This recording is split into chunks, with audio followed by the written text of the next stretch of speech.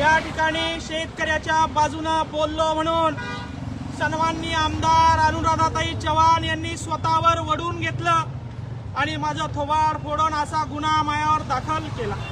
ठीक आहे, गुन्हे दाखल करायला मी घाबरत नाही, मात्र शेतकऱ्यावर बोलत असताना, शेतकऱ्याची बाजू मांडत असताना आम्ही कुणाला घाबरणार नाही, आम्ही तुमच्या गुन्ह्याला घाबरणार नाही।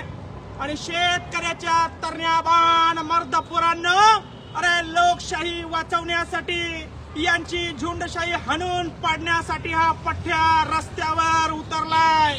झोपलाय काय घरात बसून, मोबाईलवर काय बघताय? सन्माननीय SP madam, additional SP madam यांच्याकडे मला हजर राहायचे आदेश एपीआय साहेबांनी दिले आणि म्हणून या आळंद गावामधून एसपी ऑफिसला मी आता हजर राहण्यासाठी चाललोय।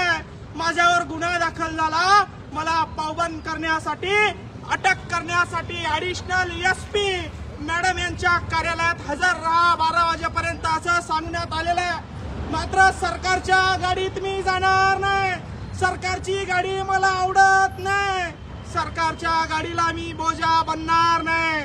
मी शेतकऱ्याचा पोरगा म्हणून असं रस्त्यावर चालत जाणार आहे, एसपी ऑफिसला चालत जाणार आहे।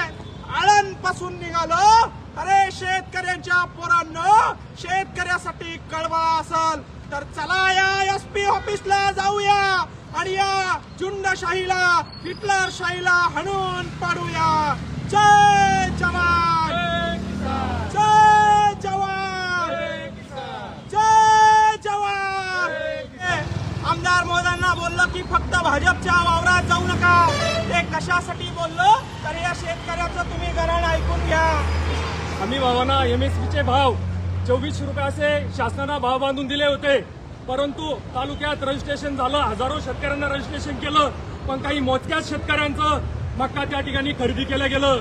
पण साधारण शेतकरी जो आहे, गरीब शेतकरी, त्याची 24 रुपये आम्ही भावांना मक्का विकली नाही, त्यांना प्रायव्हेट बाहेर 1400 रुपये भावांना मक्का विकली आणि शेतकऱ्यांचं त्या ठिकाणी मोठं नुकसान झालं। आणि फुलंब्री तालुक्याचं दुर्दैव आहे की प्रत्येक वेळेस असा शांत आमदार भेटतो आणि तालुक्याला कुठलीच प्रगती नाही, शेतकऱ्याचं कोणताही आमदार काम करून द्यायला तयार नाही।